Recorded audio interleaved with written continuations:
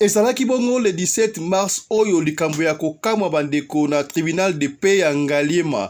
Mobali aboyi mwasi na ye pona mwasi azali vierge te. Babalani malamu na commune bakei pe mariage religieux tanga ya nuit de noces mobali amoni ke mwasi nazali vierge te aboyi. Aboyi kaka pona virginité. Qu'est-ce qui s'est passé? Pendant que mobali azalaki na Europe, mwasi azalaki na Kinshasa, balobana ki ba vérité te. Qu'est-ce qui s'est réellement passé? Et puis mwasi aji ba avocat bali ko dépendre na tribunal de paix si pasi likambo somo est-ce que baboya ka mwasi pona azali vierge te kaka pona virginité? Qu'est-ce qui s'est réellement passé? Yango toko développer yango kaka na émission ya lelo. Na Kisangani mécanicien Soula a tumbisi mutuka ya batu na valeur ya $60,000. Oyo kolokate yo zali mécanicien na kolangwa na yo ozali ko bongsa mituka et pesi pasi. Le mécanicien lui-même est passé aux aveux reconnaissant cet incident malheureux survenu à son état d'ébriété. Joka moko ya essence katana. Goyo tangu toko ya zoka isi maki e banyo so essence ngape si bulu kwa na melagi masanga na yokati solanga. Où allons-nous avec les dirigeants africains botala na Togo bazwaki déjà mayele ya kosala ba voiture de taxi électrique oyo konsomaka te kasi bayebisi bango ba arrêter ko fabriquer ba voiture électrique mitindo wane uti pa ya nani et puis si pas si pour Afrique to vivre kaka boye pour Afrique mawa ya kosakana te. Je n'arrive pas à le croire. Sous les ordres des Européens, l'État togolais a demandé à cette entreprise togolaise d'arrêter la fabrication des voitures qui fonctionnent sans carburant. Des véhicules électriques solaires made in Togo et fabriqués par des citoyens togolais. Je me demande bien comment un gouvernement peut-il être autant corrompu. Vous vous imaginez l'avantage de ces véhicules pour le Togo et l'Afrique? J'ai eu un accident de travail et mon mari m'a demandé de quitter sa famille. Il veut même divorcer. Quel rapport? Quel genre de problème vous avez eu, madame? La grossesse, là? Oui. Je suis chef de service à la direction des bâtiments publics. Et le comptable m'a enceinté. Alors que vous êtes marié? Oui, c'est pour ça que mon mari veut divorcer. Moi, j'aime encore mon mari. Je vais rester avec lui. En tout cas, madame, je ne voudrais pas compliquer les choses. Vous ne trouvez pas qu'il n'a pas si tort que ça? Mais c'est un accident de travail. Je travaille dans ce bureau depuis 3 ans. J'ai pas eu de problème. Depuis qu'on a affecté ce comptable là-bas, mes problèmes ont commencé.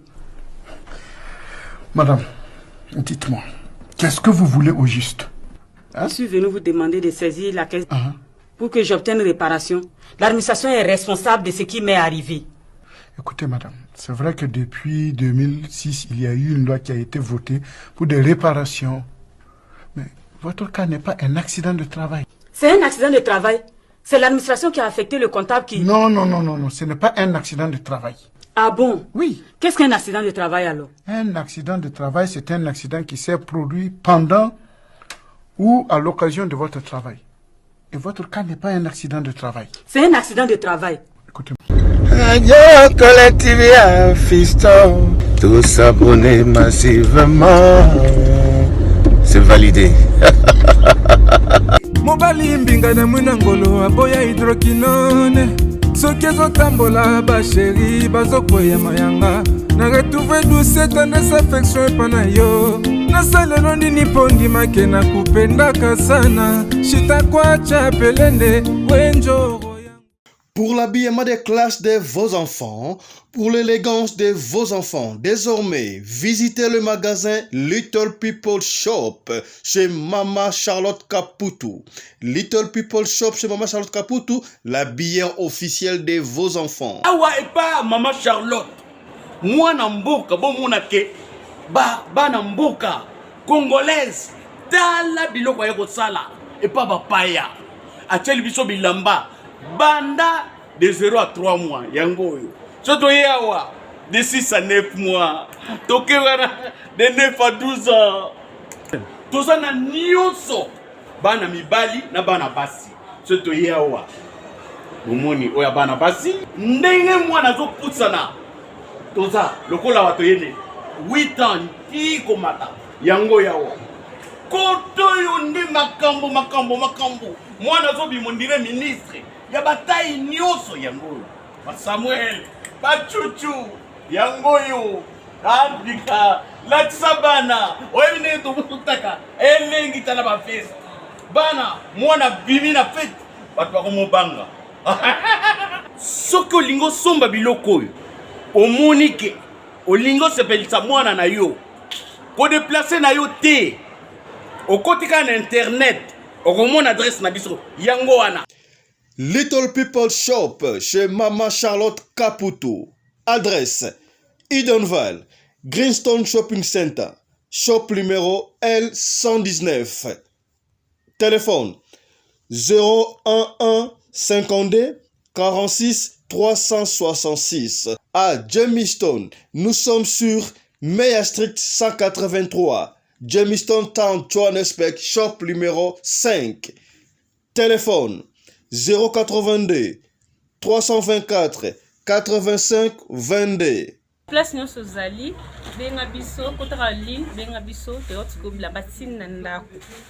Little People Shop tozana bilamba ya bana ya qualité olingi osomba kota na website na biso retrouver biso na Facebook toza online pe soko osomba partout na Afrique to délivrer bino na ba Korea na biso préférence ya malamu ya original. Donc, c'est la livraison à domicile. Little People Shop met à votre disposition l'achat en ligne. Allez sur Tekelote, tapez Little People Shop. Choisissez l'article de votre choix. Il vous sera délivré jusque chez vous à la maison. Mais aussi, allez sur Zando, tapez Little People Shop. Choisissez l'article de votre choix. On va vous le délivrer jusque chez vous à la maison. Visitez notre Facebook page, Little People Shop. Little People Shop, ya biso moko. Little People Shop, ya bana mboka. Mbote na bino bandeko balandi ya radio lokole télévision bisika nyos tu bozwami. Merci na confiance pe fidélité bo pesaka na programme oyo radio lokole masolo. Et pa wapi to kuta na kapona ko solo la makambo zali koleka bongo na communauté na biso africaine en général mingi ya biso batu ya mangala. Kombo na ngai Fiston Pelende tata ya Sedek. Ndenge tolobi na bandeko na sommaire to kobetela oli solo ya pasi ya ndeko Pierrette na ndeko Rodriguez. Qu'est-ce qui s'est réellement passé? Ndeko Rodriguez a boyi ndeko Pierrette po azali virginité. Est-ce que baboya ka moi si pour la virginité yango to kobetela oli solo ya lelo ndeko partager au côté au partager pour na bandeko nyonso banda li solo oyo kasi yambo obo mesano to betela oli solo to kotalisa yo be information du jour oyo ya lelo. Toke de bongo na Kisangani epai wapi mécanicien wali komona wana papa wana ya mécanicien papa mécanicien kwiti na kwiti ba elie mutuka ya batu abongsa mutuka obo zali komona wa jeep na valeur ya $60,000 ya ipana muke technicien atala yango comme étant technicien atala mutuka wana bali kotala mutuka mais na kwiti wana a raccorder ba singa bien te fuite salami ça c'est ali ko sopana mutuka ya batu epeli moto eziki sinyo sotu ndengo wana na ebite ba mécanicien ndengo wana mutuka ya marque o fala ke na ba garage approprié mais sali confiance et pas tata oyo ya soulard et pe si pasi landa reportage oyo. Un véhicule chic de marque Wrangler dont le coût est de $60,000 a pris feu à Kisangani en date du 19 mars 2023 des suites d'une négligence d'un mécanicien. Amené au garage pour une simple réparation, ce véhicule a été entièrement consumé par les faits suite à un mauvais contact à Printemps. Le mécanicien lui-même est passé aux aveux reconnaissant cet incident malheureux survenu à son état d'ébriété.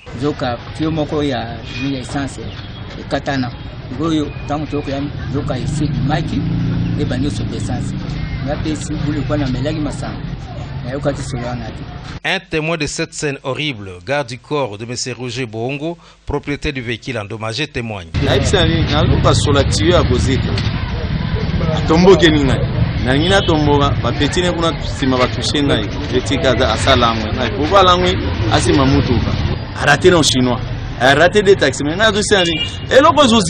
Un véritable croyant et surtout chrétien avéré, M. Roger Bongo, tout en regrettant la perte subie, pardonne ses mécaniciens et promet de payer tous les frais de justice imputés à ces mécaniciens moins prudents et manquant la conscience professionnelle. La Bible dit tout concourt au bien de ceux qui aiment Dieu. Chaque chrétien, je lui pardonne. Tout ça, c'est Dieu qui nous a donné et s'il prend, je pense que je suis encouragé et je ferai tout mon bien de l'avoir encore. Cet acte doit servir de modèle à tous ceux qui craignent Dieu. Une foi sans les œuvres est une foi morte, dit-on. Mais aussi cet acte constitue un appel à la conscience au sens aigu du professionnalisme dans les chefs de nos compatriotes congolais. tolakisaka bino déjà liboso comment est-ce que Zimbabwean Maxwell asalaki hélicoptère électrique asali mutuka électrique ba télévision sans fil conso ba américain ba joie qui est ba kene na États-Unis d'Amérique sika bo asali porté disparu to aller comment on a été après wa to ko tali sabino Camerounais mususu na Yaoundé o asalaki PTV kaka ndengo wana sans fil ezopela électriquement kaka ndengo wana jusque là yé asali na na Yaoundé na no toki suite na été il est là totiki wana te nzoka pe na Togo bazwa initiative déjà ya kosala bongo mutuka mike mutuka taxi wali komona ana ezali ba mituka électrique et kosaka essence ndengo wana mais bavandika abwe mitindo gouvernement na bango ayesi bango bosika ko fabriquer mituka wana imaginez-vous mituka oyo soki banaye kozala bongo na Afrique ezo otambola na Afrique Togo alinga na niveau nini ke ba pays sur Afrique ba komi ko commander epai na bango tokosuka ndenge nini ba dirigeants africains soki bala mukite tokosuka wapi d'ailleurs ba uté comme on appelle c'était quoi c'était un Gabonais ou uté comme ça qui s'y contre le paludisme quelque chose comme ça bien approuvé attesté mais pour la OMS Organisation mondiale de la santé et puis ça y est licence wana bazoko boya est-ce que to continuer à causer la chimie à batouana to ndenge nini les Africains nous devons tous nous réveiller sinon le pire peut arriver le moment est venu où l'Afrique doit se réveiller. S'il vous plaît, suivez plutôt ce reportage et bon retour. Je n'arrive pas à le croire. Sous les ordres des Européens, l'État togolais a demandé à cette entreprise togolaise d'arrêter la fabrication des voitures qui fonctionnent sans carburant. Des véhicules électriques solaires made in Togo et fabriqués par des citoyens togolais. Je me demande bien comment un gouvernement peut-il être autant corrompu. Vous vous imaginez l'avantage de ces véhicules pour le Togo et l'Afrique? D'ici la fin de cette vidéo, vous serez choqués de découvrir les raisons pour lesquelles les Européens ont donné ces ordres à l'État togolais. En effet, depuis un certain temps, l'Afrique court vers son développement et veut répondre aux défis de l'écologie. Les Togolais l'ont bien compris. La société Le Monde de l'énergie, située dans la banlieue de Lomé, a donc lancé la fabrication de voitures électriques à l'énergie solaire. L'avantage de ces véhicules est qu'ils ne consomment pas de carburant. Ces véhicules utilisent de l'énergie solaire pour leur alimentation, c'est-à-dire tant que le soleil existe, voitures peuvent rouler. Ils sont équipés de moteurs qui émettent 0 CO2 et roulent sans bruit, contrairement aux moteurs standards, d'où le nom de voiture écologique. En plus de disposer des panneaux installés sur le toit des véhicules qui assurent une charge permanente grâce aux capteurs qui emmagasinent l'énergie, ces moteurs peuvent être chargés via une station de recharge solaire directement branchée sur les panneaux solaires. Une fois chargé, l'accumulateur peut faire rouler ses engins sur 130 à 400 km sans être déchargé. Leur garantie est de 5 ans et 10 ans pour ceux conventionnels, avec des prix très attractifs. La version 3 roues est disponible à 1,8 million de francs CFA et la voiturette à 3,2 millions. Pour les fabricants, la mise en place de l'unité de production au Togo et des stations de recharge de ces moteurs sur tout l'étendue du territoire permettra de créer des milliers d'emplois dans le pays. Alors qu'on pensait que le Togo venait d'être libéré des achats de véhicules importés depuis l'Europe, l'État togolais demande à cette entreprise de fermer ses portes. Dites-moi en commentaire, selon vous, quelles sont les raisons qui ont poussé l'État togolais à fermer cette entreprise? La meilleure réponse sera taguée dans la prochaine vidéo. Voilà bandeko tokobetela osiko lisolo ya ndeko Rodriguez na ndeko Pierrette et salami bongo na tribunal ezaki au tribunal ezalaki donc na parquet na tribunal des peines na Ngaliema ezalaki le 17 mai le 17 mars oyo. Qu'est-ce qui s'est passé? Ndenge na sarabino ka bandeko ba réseaux sociaux oyo ezala bandeko mususu bakutana na bibali na bango to ba basi na bango na réseaux sociaux na Facebook et consort babalana libala pe kenda surtout tango Facebook bandaka bandeko ebele ya basi na yebila kisasa bazwa mibali ya étranger na Facebook bayokana parce que mibali mingi bakoma komona moi sur la poto akoyi mutu makasi basi ya poto balaka mutu makasi basi babima libanda bakenda koluka ba mutu makasi akoloba na yo koloba nga nini yo oluka obima libanda oya koluka ngape na ya koluka tokuta na biso na luta libanda moyo o intimidenga ezalite yango mibali ebele bakoma ki ko préférer koluka basi tango Facebook ebimaki omona bandoke ebele bazwa basi na bango na Facebook ata mibali pe misusu bazwa basi mibali na Facebook bamima bango na mikili ya poto bakenda Afrique du Sud bakenda ba Gabon ba Tunisie ba mboka ebele ba Europe kuna bakenda grâce à Facebook au fur et à mesure to ali ko kende tangue komaki kop batu ebele bamema bango na Facebook ndenge balingio na Facebook okena mikili ya poto komi kuna ebaluki tokantre lokola makambo yango esili bandeko nzoka esili te ezali kocontinue lisolo oyo ya Pierrette Likita na Rodriguez Malumi mpe ekopesa yo pasi mena suka yo kotika commentaire toyebi te nani azali na raison nani ali na tort lokola oyo besa lobi kuna bana kolinga na Facebook ndeko Rodriguez amonaki ndeko Pierrette na Facebook likambu ya Facebook oyo na esaka bino bandeko soki mutatie photo na Facebook to a poster na WhatsApp na Instagram na yebi te TikTok et consort surtout bana basi ndeko ako sokola photo wana alave photo tango ozomona endenge azongenga na photo na Facebook okanisi lokola zaka ndengo na kimutu na ye bandeko ebele bato ebele basalaka ba patron na Facebook na WhatsApp na Instagram mais soko moni eboye mawato leli ozomona mwasi asa desana ba 40 quelque okende ba 50 kuna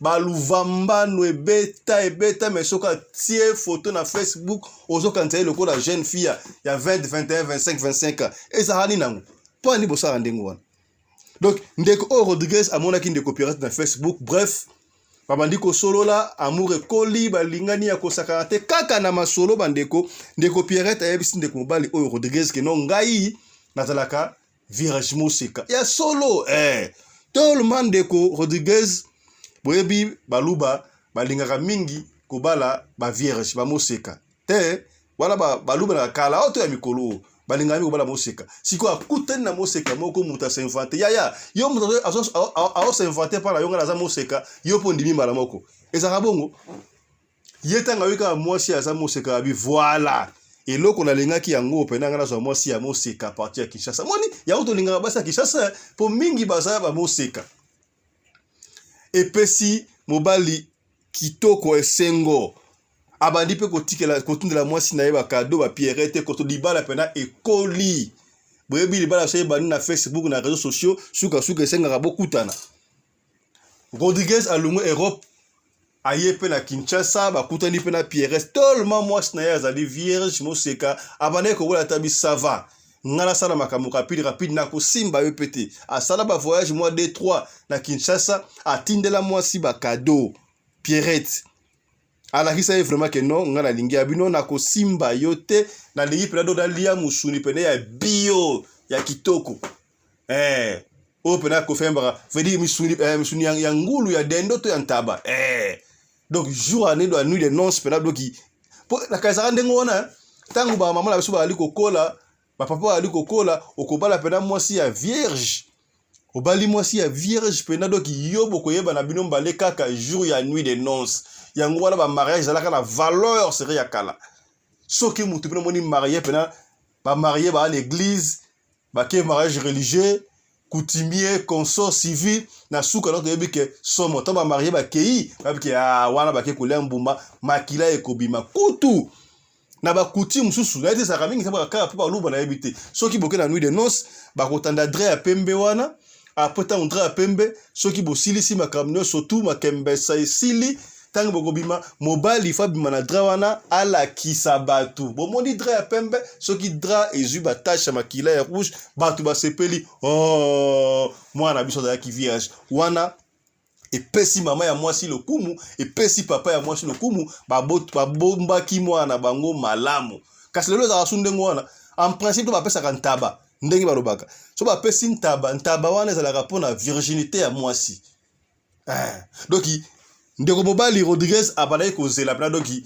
ye ba cérémonie nyonso wana eleka aye voyage liboso apesi mwasi ba cadeau docteur pena akomi kolengela mwasi po mwasi akima te Rodriguez alingi ata kosola mwasi msutu do abenga ka mwasi nyonso tu aomi komisa busy pe ya mwasi pona bolungo mata ba cadeau zo uta pote zo ya soka ye na bloka marque na mo s'occuper na ye pena très bien. Alors le moment est venu, il fallait passer la mariage. Rodriguez aye na famille na ye ba sali mariage coutumier ba pesi biloko nyonso tout ba ke na mariage civil ba balani pe na l'état pour l'état ye ba keipe na suka na mariage religieux siko na mariage religieux nde makambo e bandi bandeko boye mariage religieux de salamaka est-ce que ndeko Rodriguez olingi ko kamata ndeko Pierrette lokola molonga ni na yo kaka liwa mtoko séparer bino pour le meilleur et pour le pire na ndimi ba tu bagangi l'église wa ndeko Pierrette olingi ko kamata ndeko Rodriguez Malumi mpe comme étant mobali na yo molonga na yo pour le meilleur et pour le pur nandimi batu bagangi l'église wala kala za la kawana ba ke ipe feti esili ndenge na esa kabino système ya batu mso zalaka donc après feti wana po ba feti bingi ya Congo zalaka tongosa pourtant bakanga biso na maladi yo tungisa biso ba tebele ba ndeko baye ba feti zalaka te biso to so feti muso ale na ndako te muto okene feti okomona ale na ndako te na sachet na poche donc yé pena so akomi na do titongo sa lia meli muso te na sachet akozonga na ngona ndako ekanga ye ba tebele ba chance pena docteur maladi yo zalaki heureusement ezongi alors tango ba ke feti sili ba ere moko boye kaka ba 23 ba 2 heures ba marié ba limu ba kela bango nu de non ba ke esika oyo falaki balala. Entre-temps, Rodriguez déjà abandonné comme ça déjà ba démarche pour na ba kende nzela moko na mwasi na ye Pierrette na poto Pierrette Likita voilà comme on est en ngoyana na esa kamino totanga ka kombo soki ba esi soto nga kombo soki ba boyo tanga kombo totanga ka kombo te likambo oti ko sala ma récemment awa bande ko basala na commune ya Ngaliema na tribunal ba yebi yango bana Ngaliema ebele ba yebi makambo oyo pasi tango bakomi na nuit de noces boyebi kaka nde ezalaka donc romantique babandiki romantique na bango wana mwana mobali Rodriguez ayebi ke sika boye na kolia vedi na kolia bana misuni ya fresh mais toyebi te soki Rodriguez azalaki chaste soki pa yabe ba cité wana toyebi te mais toyebi kaka ke no oyo Pierrette alobaki ngai mibali na yebi te yango pesaki esengo yango te pusaki mariage et salama rapide tango mwana mobali Rodriguez a koti kaka boye il veut dire un coup une flamme mbala moko siu direct mbala moko ataye moka biji quoi bisto yo kaka soki mbala liboso ki moseka esila ezalaka mo matata ozoko lukaza wapi eza nini boye donc yo mbala moko boye tanga koti kaka boye wana ye moko apete témoignage abidi akonga koti boye ziu mbala moko ata kutu koyoka ta pasité abimba moko do abimi abi jamais okosinga ipona nini wese kingo sali moseka mais osali moseka te ndenge nini mwasi Pierrette mutu na seka ka alo belo remonte okosinga ipona nini mbala moko mobali Rodriguez ayesime pona nini esa kinga vérité te ke yo ozali moseka te ozali vierge te na linga ina tala d'ailleurs na linga kiyo na tuna kiyo te so ozali vierge toi di vierge te yo moko bani masolo wana nga azali vierge yango e motiva kinga isiko okosinga ipona nini oyebi ke mwana mobali kuta silisa te baninga bakenda kata non so na kena ata kumoko esila comme ça na rela se ressaisir rien tanga kotika boy diu mala moka bimba asa pe esprit a koti boy bimba la moko dogi ala tibilamba ale ayebisi batu non ngana lingi su mariage ote lingi mariage ote likamunini botu na mwana mwasi batu na mwana siya batu na aliko lobate batu na nini bon to balaki mwasi oyo ayesa kinga ya sali moseka vierge mais ngana kekuna na koti boye na koti libulu manzengele kutu bien libulu manzengele kutu bien ye pena doki na yebite soki tracteur muteleka awa to ndenge nini epesiko mais que pa sali boye pona nini en tout cas bino nga en tout cas na lingi lisusu mwasi oyo te alingi mwasi oyo te ndeko mobali akei na commune brève abengi ba avocat na yaji ba avocat ba kepo ba annuler mariage wana basala ki civil boyebi ke ata ba se séparer ndengo wana mais soki l'état yebi ki boza marié boko sala marié papa bana naki communauté de biens siko ma bem so ezala ndengo wana nanu ba prononcer verdict te ba kendaki na tribunal obo mesano soki ba fundi na tribunal de ko Rodriguez akiko ko funda de ko Pierrette na tribunal de paix ya Ngaliema ba juge ba yoki bango ba entendre bango maintenant ba bisi verdict te ba esi bango ba kozonga ba kobenga bango ba programmer jour monsieur ya verdict ba ko ba soki décision et kozala nini na parquet ba tuni bango qu'est-ce qui ne va pas mo ba se défendre ba avocat na ye moi si oya ese kinga azali moseka azali vierge mais nga na keina ye na nuit de noces na kotika ka boye na monika azali vierge te akosa kingai ba tuni moi si yo kosa kiye ozali vierge on a vierge kosa kiye po anini ote na esaki ka ndengo wana pour la toute possibilité makabo ya mariage esa ndengo mo kosa ki pona nini mobala abi voilà nga na boye te po azali vierge te na boye pona lokuta wana bi mwasi soki lokuta ba ina le bandeli esa la kamala mingi te soki esaki nga ikazali na vierge te abeta ki ata lisolo ate nga lenge kotuna te pona yabe ki ba fia lelo eza difficile obala mwasi moseka toyebi yango ndenge ezalaka mais ndenge ya esakinga déjà aza moseka epesaki ngai motivation tala makambo tomilukelaka biso moko nayebi te bafille ya lelo bafille android mokili ese baby mwana komona so akoki ya 12 ans 13 ans abandi déjà vie tala balobaka yango chaque fois nzambe apesa mwasi biloko misatu landanga malamu nde balobaka nzambe apesa mwasi biloko misatu apesa ye virginité apesa ye féminité apesa ye na maternité ndengo wana donc okomona jamais mobala aza na virginité mobala aza na maternité mobala aza na féminité te kaka basi ezali biloko oyo nzambe pena babakani akinela yango mwasi virginité maternité na féminité nga na ye kobakisa susu na mona on dirait na mwa lokuta susu bapesa na mwa lokuta ya kobomba secret ya mabe yo jeune fille tozomona ba jeune fille ya mikolo basi mwana oza déjà na 12 ans 13 ans obandi vie ya kosakana te obandi vie na 12 13 ata yo moko vandi vie na 12 13 14 yo pena do baye obanda ngo ba 12 ans baye ko luka de ba 12 ans wana ti oza mwana mukie ba ka soso mwana mukie okomona ba mona ka jeune fille moko ba kendra classe ata na première série deuxième série bazo mona ye lokola mwana mukie baya bazo banga nzoka ya sa banda vie kala otala babi o kutu doga aza loko tenga na ma tracteur 13 14 15 16 17 ba bandi kolanda wana ba 21 ba 18 ozali ko boya osala bu jeunesse na nu jeune beauté wana ba olanda yo ebiteke beauté silaka tango ko 25 ans obandi ko luka ba jeune bazo ya babala yo ba te mobala na lingete na lingo mobali ya bien yango mobala ya bien za kandeni ba fille bele ba ngalinga ka mobali ya bien mobala ngo ya bien za kandeni ni balinga yo lingite oyebiteke na mariage vie est très compliqué okuta na mobali mususu lingiye asana eloko moko te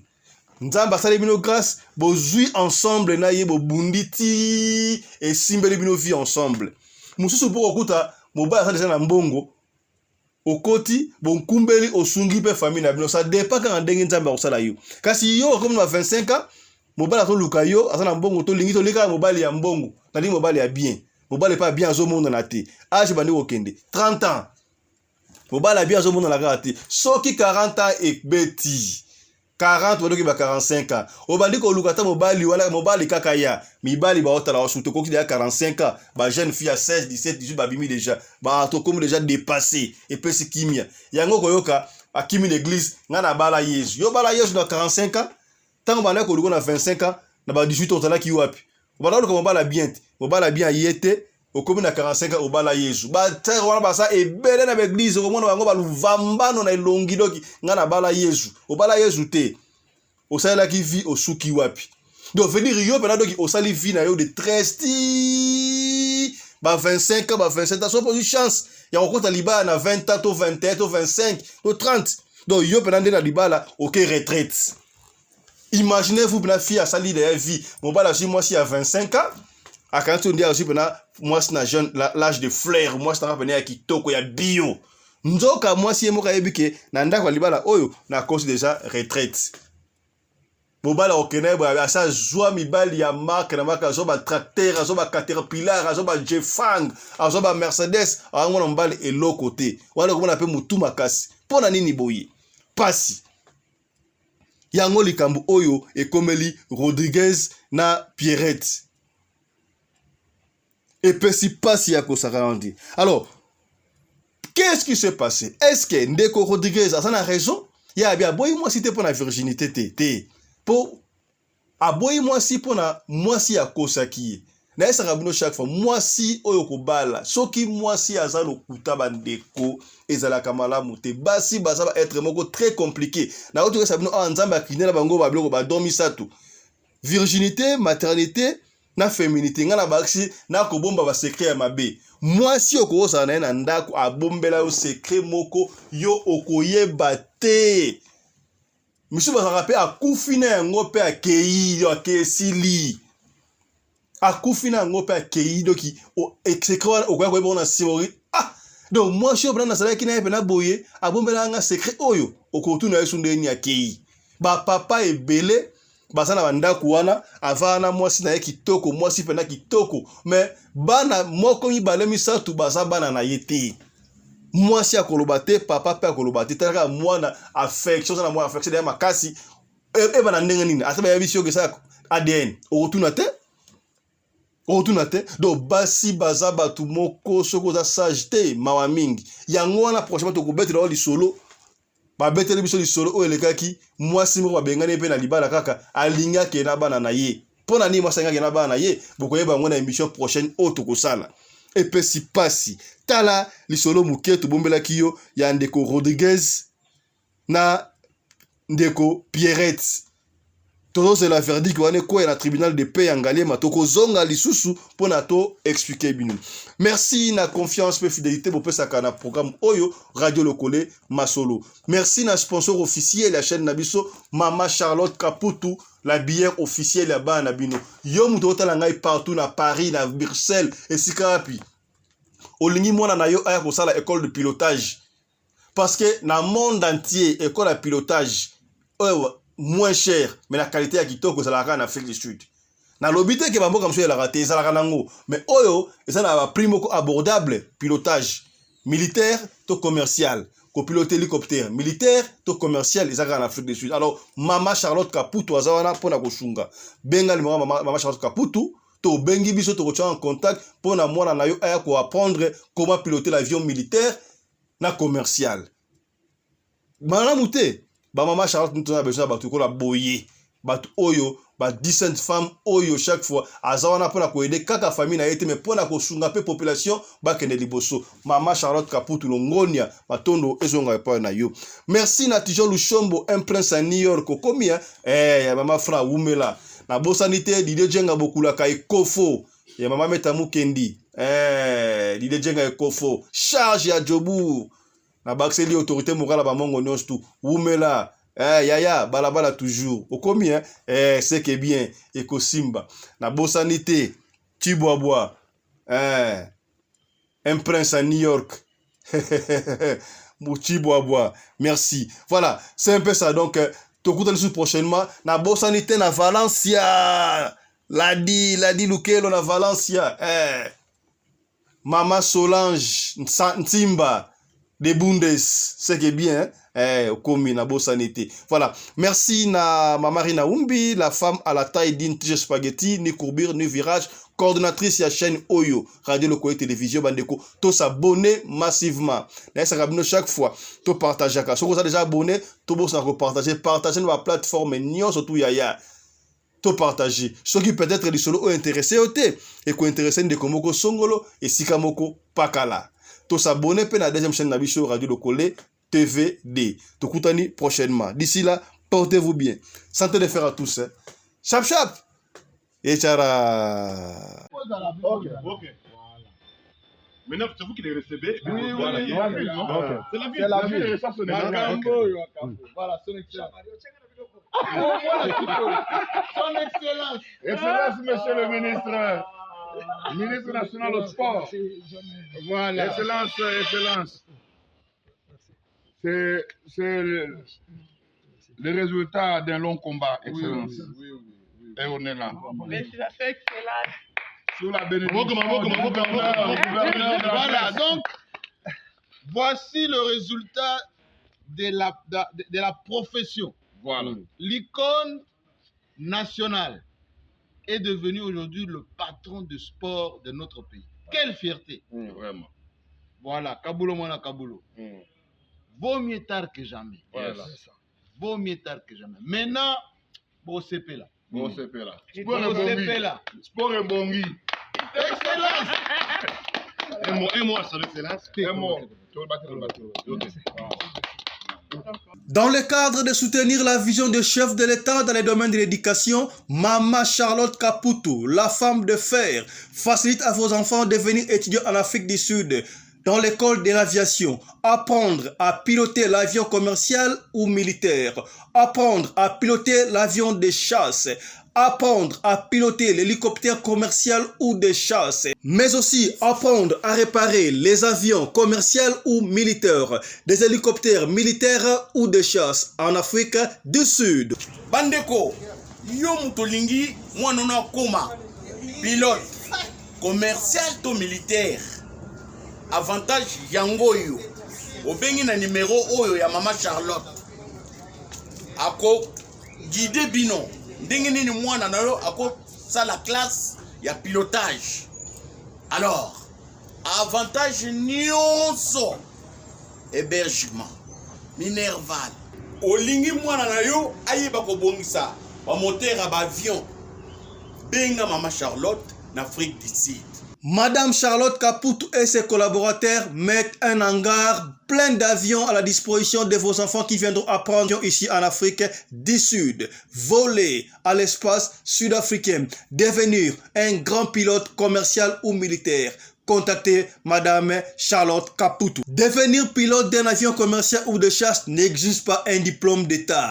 Un certificat d'études primaires suffit pour apprendre à piloter l'avion commercial ou militaire. Les appartements confort pour accueillir vos enfants lors de leur séjour ici en Afrique du Sud. Piscine, salle de bain, salle à manger, cuisine, lavabo, tout pour accueillir vos enfants. I stayed here from 1 year ago. Oh, people coming from Congo, you're very welcome to come here in South Africa. It's a Mama Charlotte space, very beautiful accommodation.